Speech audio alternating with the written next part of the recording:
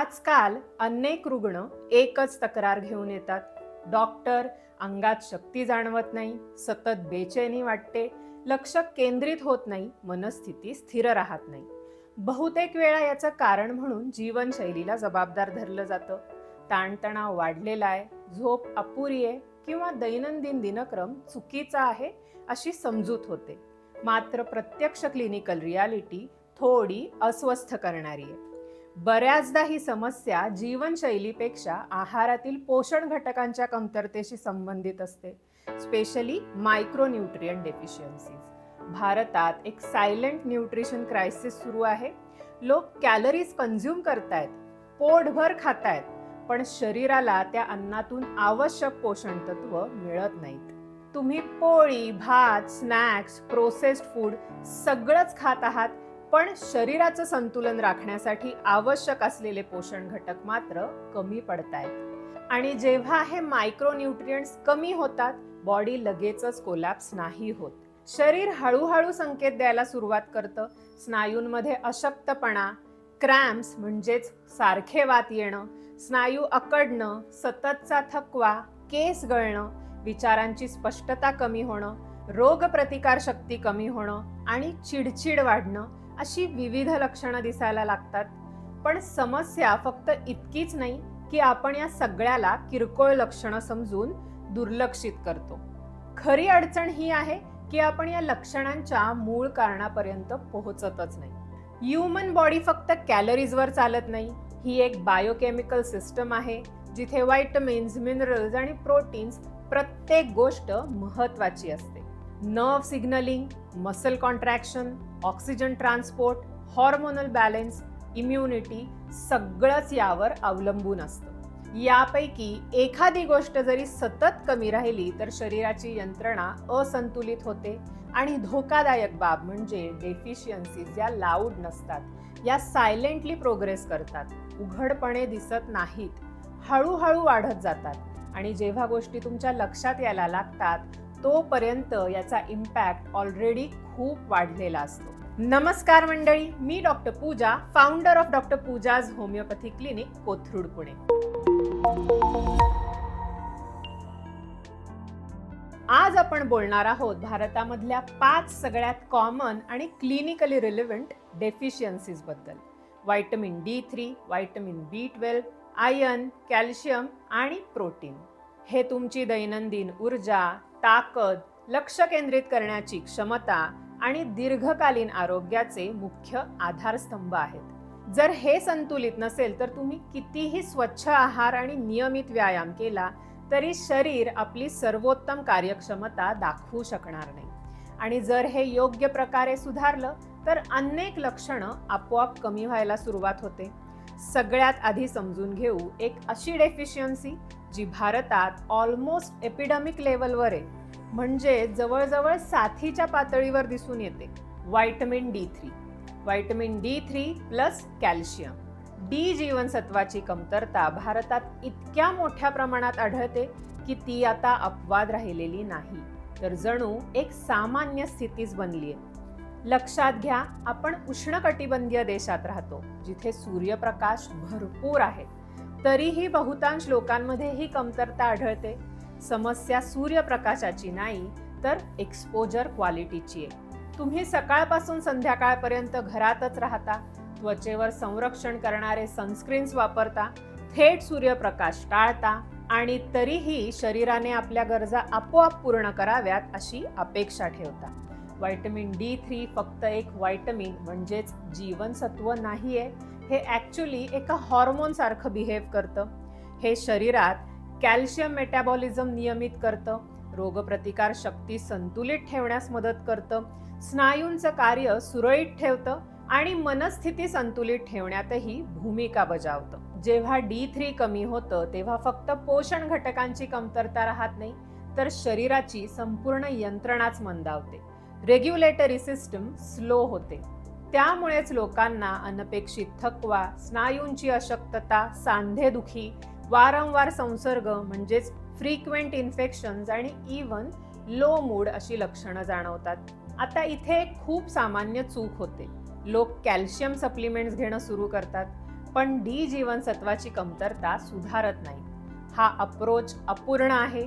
Vitamin D3 शिवाय calcium शरीरात प्रभावीपणे ॲब्सॉर्ब होतच नाही.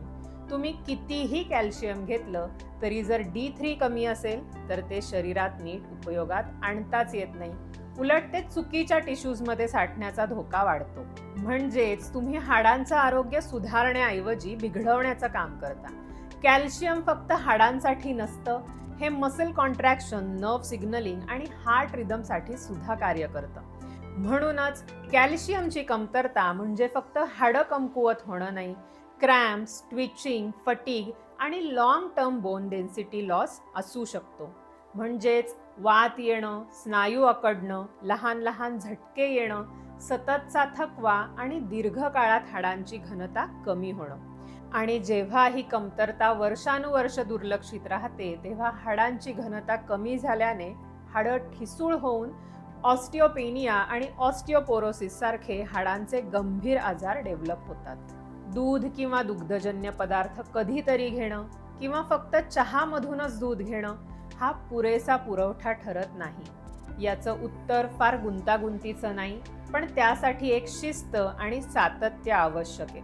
नियमितपणे शक्यतो सकाळी किंवा दुपारनंतर थोड्या वेळासाठी सनस्क्रीन न लावता सूर्यप्रकाशात बसणं, दुग्धजन्य पदार्थ जसे की दूध, दही, पनीर तसेच तीळ आणि नाचणी यांचा आहारात समावेश करणं आणि जिथे कमतरता स्पष्टपणे रक्ताच्या तपासण्यांमधून दिसून येते तिथे डॉक्टरांच्या सल्ल्याने सप्लिमेंट्स घेणं. मुद्दा अगदी सोपा आहे. D3 आणि कॅल्शियमला वेगळं नका समजू. ही एक सिस्टम आहे. जर तुम्ही यातली फक्त एकच गोष्ट सुधारली तर परिणाम अर्धवट मिळतील. आता पुढे वळूया. भारतात अतिशय सामान्यपणे आढळणारी आणखी एक कमतरता म्हणजे जीवनसत्व B12ची कमतरता. येस, व्हिटॅमिन B12 डेफिशियन्सी ही एक सायलेंट न्यूरोलॉजिकल डेफिशियन्सी आहे. व्हिटॅमिन B12ची कमतरता भारतात सगळ्यात जास्त अंडर एस्टिमेटेड आणि सगळ्यात धोकादायक डेफिशियन्सीजपैकी एक आहे. यातली अडचण अशी की ही ठळकपणे दिसून येत नाही. ती हळूहळू शरीराच्या यंत्रणांवर परिणाम करत राहते आणि जेव्हा लक्षणं स्पष्टपणे जाणवू लागतात तेव्हापर्यंत झालेलं नुकसान बरंच पुढे गेलेलं असतं. B12चा प्रायमरी रोल आहे नर्व फंक्शन्स, लाल रक्तपेशी तयार करणं आणि DNA सिंथेसिस. सोप्या भाषेत सांगायचं तर हे तुमच्या मेंदू आणि नसांच्या कामकाजाचं मेंटेनन्स न्यूट्रिएंट आहे. जेव्हा हे कमी होतं तेव्हा लक्षणं फक्त थकव्यापुरती मर्यादित राहत नाहीत. लोकांना हात पाय बधीर होणं, मुंग्या येणं, स्मरणशक्ती कमी होणं, लक्ष नीट न लागणं, मनस्थिती बिघडणं, चिडचिड वाढणं आणि कधी कधी तोल सांभाळण्यातही अडचण जाणवते. पण ही लक्षणं हळूहळू डेव्हलप होत असल्यामुळे अनेकांना तो ताणतणावाचा किंवा वयाचा परिणाम वाटतो आणि त्यामुळे ते ही गोष्ट दुर्लक्षित करतात. भारतामध्ये B12च्या कमतरतेचं एक प्रमुख कारण म्हणजे आहाराची पद्धत. हे जीवनसत्व नैसर्गिकरित्या मुख्यतः प्राणीजन्य अन्नातूनच मिळतं, जसं की दुग्धजन्य पदार्थ, अंडी आणि मांसाहार.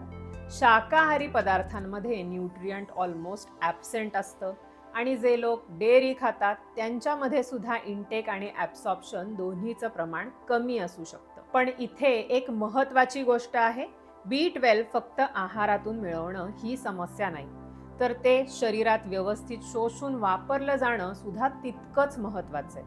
B12 ॲब्सॉर्प्शन स्टमक ॲसिड्स आणि इंट्रेन्सिक फॅक्टर दोन्ही गोष्टींवर अवलंबून असतं. तुम्ही बऱ्याच काळापासून अँटासिड्स घेत असाल, पोटाचं आरोग्य सुरळीत नाहीये किंवा गॅस्ट्रायटिस सारखे आजार आहेत, अशा वेळी B12चं ॲब्सॉर्प्शन सिग्निफिकंटली कमी होऊ शकतं. म्हणजेच तुम्ही जेवण व्यवस्थित घेत असाल तरीही तुमचं शरीर मात्र ते व्यवस्थित वापरू शकत नाही. यातली आणखी एक धोकादायक बाजू म्हणजे B12च्या कमतरतेमुळे ॲनिमिया होऊ शकतो. पण प्रत्येक केसमध्ये ॲनिमिया विजिबल नसतो. म्हणून लोक रक्ताचे टेस्ट रिपोर्ट्स नॉर्मल बघून सगळं व्यवस्थित आहे असं गृहीत धरतात. पण या उलट मज्जासंस्थेवर होणारा परिणाम म्हणजेच न्यूरोलॉजिकल इम्पॅक्ट खूप वेगाने वाढत असतो. B12ची कमतरता दुर्लक्षित करणं धोकादायक आहे, कारण दीर्घकाळ चाललेल्या कमतरतेमुळे नसांचं झालेलं नुकसान पूर्णपणे भरून निघेलच असं नाही. आणि ही ती स्टेज आहे जिथे नंतर योग्य सुधारणा केल्या तरी पूर्ण बरं होणं कठीण होऊ शकतं. म्हणूनच यावरचा उपाय जागरूकतेपासूनच सुरू होतो. नियमित तपासणी करणं, विशेषतः जर तुम्ही शाकाहारी असाल किंवा कोणतंही स्पष्ट कारण नसताना सतत थकवा जाणवत असेल, हातापायांना झिंजिण्या, मुंग्या येत असतील किंवा ब्रेन फॉग फील करत असाल तर. डाएटरी इन्क्लुजन जसं की डेअरी, पनीर, दही आणि अंडी खूप गरजेचं आहे. आणि जिथे डेफिशियन्सी कन्फर्म असेल तिथे टाइमली सप्लिमेंटेशन, ओरल किंवा इंजेक्टेबल डिपेंडिंग अपॉन सिव्हिअरिटी तुमच्या डॉक्टरांना विचारून फॉलो करू शकता. पॉइंट हा आहे की B12 एक ऑप्शनल न्यूट्रिएंट नाहीये, ही तुमच्या नर्वस सिस्टीमची एक बेसिक रिक्वायरमेंट आहे. पुढचा पोषण घटक असा आहे ज्याची समस्या फक्त डेफिशियन्सी नाहीये, संपूर्ण एनर्जी सिस्टमवर परिणाम करणारी आहे आणि ती म्हणजे लोह, iron. Iron which is responsible for your energy, oxygen and the hidden fatigue. Iron deficiency भारतात इतकी कॉमन आहे, विशेषतः स्त्रियांमध्ये तर ही ऑलमोस्ट नॉर्मलाइज झालेली आहे. लोक थकव्याला जीवनशैलीचा भाग मानून चालतात, पण अनेक वेळा मूळ कारण अगदी साधं असतं, तुमचं शरीर ऑक्सिजन प्रभावीपणे वाहून नेऊ शकत नाही. लोहाचं मुख्य काम आहे हिमोग्लोबिन तयार करणं आणि हे हिमोग्लोबिन शरीरात ऑक्सिजन वाहून नेण्याचं काम करतं. जेव्हा आयर्न कमी असतं तेव्हा टिश्यूपर्यंत ऑक्सिजन डिलिव्हरी होत नाही. म्हणून थकवा फक्त एनर्जी कमी असल्यामुळे येत नाही, तर सेल्युलर लेवलवर ऑक्सिजन शॉर्टेजमुळे सुद्धा येतो. आपले वेगवेगळे अवयव, स्नायू, मेंदू कमी ऑक्सिजनवर काम करत असतात, म्हणून थकवा लवकर जाणवतो. सिम्पटम्स हळूहळू दिसतात. सततचा थकवा, थोडं काम केल्यावर दम लागणं, पेल स्किन, केस गळणं, थंडी सहन न होणं, चक्कर येणं. पण ही लक्षणं हळूहळू वाढत असल्यामुळे अनेक जण त्याकडे दुर्लक्ष करतात, जोपर्यंत ॲनिमिया क्लिनिकली सिग्निफिकंट होत नाही. भारतात आयर्न डेफिशियन्सीचं एक मोठं कारण आहे डाएटरी पॅटर्न, आहाराची पद्धत. आपण कायम नॉन हिम आयर्न आहारातून घेतो, जे प्लांट बेस्ड सोर्सेसमधून येतं. प्रॉब्लेम हा आहे की नॉन हिम आयर्नचं ॲब्सॉर्प्शन नॅचरली कमी होतं. जर तुम्ही चहा, कॉफी किंवा कॅल्शियम असणारे अन्नपदार्थ घेत असाल तर ॲब्सॉर्प्शन अजून कमी होतं, कारण चहा, कॉफीमध्ये टॅनिन्स नावाचे घटक असतात जे आयर्न ॲब्सॉर्प्शन रिड्यूस करतात. दुसऱ्या बाजूला हिम आयर्न जे ॲनिमल सोर्सेसमधून येतात त्यांचं ॲब्सॉर्प्शन सिग्निफिकंटली बेटर असतं. त्यामुळे शाकाहारी लोकांमध्ये कमतरतेचा धोका जास्त असतो. पण इथे सुद्धा गोष्ट फक्त आहारापुरती मर्यादित नाही. पोटाचं आरोग्य, शरीराची सूज म्हणजेच इन्फ्लमेशन आणि मासिक पाळी दरम्यान होणारा रक्तस्राव हे सगळे फॅक्टर्स आयर्न स्टेटस इन्फ्लुएन्स करतात. Chronic inflammation iron utilization block करतं, ज्याला आपण फंक्शनल डेफिशियन्सी म्हणतो, जिथे शरीरात लोह तर आहे पण ते योग्य पद्धतीने वापरलं जात नाही. आणि सगळ्यात कॉमन चूक, लोक रँडमली आयर्न सप्लिमेंट घ्यायला सुरुवात करतात. आयर्न एक सेन्सिटिव्ह न्यूट्रिएंट आहे, जास्त प्रमाणात घेतल्याने नुकसान होऊ शकतं, म्हणून टेस्टिंग आणि गायडेड सप्लिमेंटेशन महत्त्वाचं आहे. सोल्युशन स्ट्रक्चर्ड, शिस्तबद्ध असलं पाहिजे. आहारात हिरव्या पालेभाज्या, कडधान्य, गूळ, खजूर, बिया आणि शक्य असल्यास नॉनव्हेज घेणं महत्त्वाचं आहे. ॲनिमल सोर्सेस सोबत व्हिटॅमिन C ॲड करणं एक सुपर पॉवर आहे, कारण हे आयर्न ॲब्सॉर्प्शन सिग्निफिकंटली इम्प्रूव्ह करतं, पर्टिक्युलरली नॉन हिम आयर्न. म्हणूनच वरणासोबत लिंबाची फोड जेवणात असणं खूप फायद्याचं ठरतं. आणि चहा, कॉफी जेवणाआधी घेणं टाळलं पाहिजे, ज्याने आयर्न ॲब्सॉर्प्शन सुधारेल. आयर्न फक्त एक मिनरल नाहीये, हे तुमच्या एनर्जी सिस्टमचं कोर कॉम्पोनंट आहे. जर हे कमी असेल तर तुम्ही कितीही आराम केला तरी एनर्जी पूर्णपणे रिस्टोर नाही होऊ शकत. आता वळूया एका अशा कमतरतेकडे जी सर्वाधिक दुर्लक्षित राहते, पण दीर्घकाळात होणाऱ्या नुकसानामध्ये तिची मोठी भूमिका असते. ती आहे प्रोटीन, प्रथिनांची कमतरता. प्रोटीन भारताचा एक मोठा ब्लाइंड स्पॉट आहे आणि प्रॉब्लेम हा आहे की लोक याला डेफिशियन्सी मानतच नाही, जोपर्यंत एक्स्ट्रीम मसल लॉस किंवा सिव्हिअर वीकनेस येत नाही. लोकांना वाटतं त्यांचा प्रोटीन इंटेक एकदम व्यवस्थित आहे. मेजॉरिटी इंडियन डाएटमध्ये कार्ब्स हेवी असतात, पोळी, भात, साखर, स्नॅक्स हे सगळंच भरभरून कॅलरीज देतं. बॉडी कॅलरीजवर नाही, स्ट्रक्चरवर फंक्शन करते आणि ते स्ट्रक्चर शरीराला प्रोटीन पासून मिळतं. प्रोटीन फक्त मसल बनवण्यासाठी नसतं, हे तुमचे enzymes, hormones, immune cells, skin, hair सगळ्याचं रॉ मटेरियल आहे. प्रत्येक रिपेअर प्रोसेस, प्रत्येक रिकव्हरी प्रोसेस प्रोटीनवरच अवलंबून असते. जेव्हा प्रोटीन इंटेक क्रॉनिकली कमी असतो तेव्हा बॉडी कॉम्प्रोमाइज करायला सुरुवात करते. प्रोटीन डेफिशियन्सीजमुळे सगळ्यात आधी काय इम्पॅक्ट येतो? Muscle loss. मसल लॉस ही फक्त जिमशी संबंधित गोष्ट नाही. मसल एक मेटाबॉलिक ऑर्गन आहे. मसल्स ग्लुकोज रेग्युलेट करतात, इन्सुलिन सेन्सिटिव्हिटी इम्प्रूव्ह करतात आणि ओव्हरऑल एनर्जी स्टेबिलिटी सुद्धा मेंटेन करतात. जेव्हा मसल मास कमी होतं तेव्हा मेटाबॉलिझम स्लो डाऊन होतं आणि थकवा वाढतो. मग येते इम्युनिटी. लो प्रोटीनचा अर्थ आहे weak immune response, frequent infections, slow recovery, wound healing delay हे सगळे सिग्नल्स असतात प्रोटीन डेफिशियन्सीचे. स्किन डल होते, हेअर फॉल वाढतो, नखं खराब होतात, पण लोक यांना कॉस्मॅटिक प्रॉब्लेम समजून दुर्लक्षित करतात. Protein distribution. भारतीय आहारात अजून एक इश्यू आहे प्रोटीन डिस्ट्रीब्युशन. लोक जर प्रोटीन घेत सुद्धा असतील तरी ते फक्त एकाच मीलमध्ये, बाकी दिवसभर ऑलमोस्ट निग्लिजिबल, ना के बराबर. बॉडीला एक स्टेडी सप्लाय हवा असतो, स्पाइक्स नाही. सोर्सेस बद्दल बोलायचं झालं तर सोया, पनीर, दही, अंडी, चिकन, मासे हे बेसिक्स आहेत. थोडीशी डाळ किंवा थोडंसं पनीर, कधीतरी नॉनव्हेज खाणं पुरेसं नसतं. पण क्वालिटी खूप मॅटर करते. अप्रॉक्सिमेट रिक्वायरमेंट ॲव्हरेज ॲडल्टसाठी 0.8 ते 1 gram per kg body weight असते आणि ॲक्टिव्ह इंडिव्हिज्युअलसाठी हे अजून जास्त असू शकतं. इथे सगळ्यात कॉमन चूक ही आहे की लोक प्रोटीनला ऑप्शनल समजतात, जसं की ही एक एक्स्ट्रा गोष्ट आहे जी जिम करणाऱ्या लोकांसाठीच उपयोगी आहे. पण प्रोटीन फंडामेंटल आहे, एक मूलभूत गरज. आणि जर हे कमी असेल तर तुमचं शरीर कायम ब्रेकडाऊन मोडमध्ये असतं. म्हणूनच जर तुम्ही तुमचं शरीर छान मेंटेन नाही केलं तर ते हळूहळू डिग्रेड होणार, खालावणार आणि मसल लॉस होईल. प्रोटीनची कमतरता याच सायलेंट डिग्रेडेशनचा मेजर ड्रायव्हर आहे. शेवटची गोष्ट, या सगळ्या डेफिशियन्सीज वेगवेगळ्या नसतात. हा एक सिस्टमचा पार्ट आहे.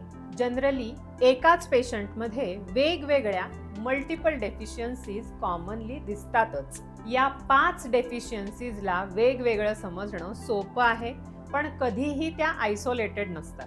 व्हिटॅमिन D3 जर कमी असेल तर शरीरात कॅल्शियम नीट वापरलं जाऊच शकत नाही. पोटाचं आरोग्य, गट हेल्थ जर व्यवस्थित नसेल तर B12 आणि आयर्न ॲब्सॉर्प्शन दोन्ही अफेक्ट होतच. प्रोटीन कमी असेल तर रिपेअर प्रोसेस स्लो डाऊन होतात. म्हणजेच प्रॉब्लेम एका जागेवरून सुरू होतो पण इफेक्ट संपूर्ण सिस्टमवर दिसतो. म्हणूनच फक्त सप्लिमेंट्स घेणं पुरेसं नसतं, सिस्टम समजणं गरजेचं असतं. तुम्ही काय खाता, कसं ॲब्सॉर्ब करता, बॉडी ते कसं वापरते, हे सगळंच इक्वली इम्पॉर्टंट आहे. खूप लोकांचे रिपोर्ट्स नॉर्मल असून सुद्धा ते सिम्प्टमॅटिक असतात, कारण त्यांचा फोकस नंबर्सवर असतो, फिजिओलॉजीवर नाही. रोज माझ्या क्लिनिकमध्ये एकच पॅटर्न रिपीट होतो. पेशंट्स तेव्हा येतात जेव्हा सिम्पटम्स अनबेअरेबल होतात. पण इंटेलिजंट अप्रोच हा आहे की तुम्ही डेफिशियन्सीजला त्या स्टेजपर्यंत पोहोचू देऊच नका. हेल्थ कोणत्याही सडन ट्रान्सफॉर्मेशनने होत नाही. हा डेली इनपुट्सचा रिझल्ट असतो. तुम्ही जे खाता, ज्या प्रकारे खाता आणि जे कन्सिस्टंटली रिपीट करता तेच तुमचं इंटरनल स्टेट ठरवतं. थँक्यू मंडळी. तुमचे प्रेम, तुमचा सपोर्ट, तुमच्या लाईक्स, तुमचे सबस्क्राईब्स आणि तुमचे शेअर्स आमच्यासाठी ऑक्सिजन सारखे आहेत. Please keep the love coming. आणि जर हा व्हिडिओ तुम्हाला आवडला असेल तर वर लिंक केलेली fitness and nutrition he playlist सुद्धा नक्की बघा. धन्यवाद.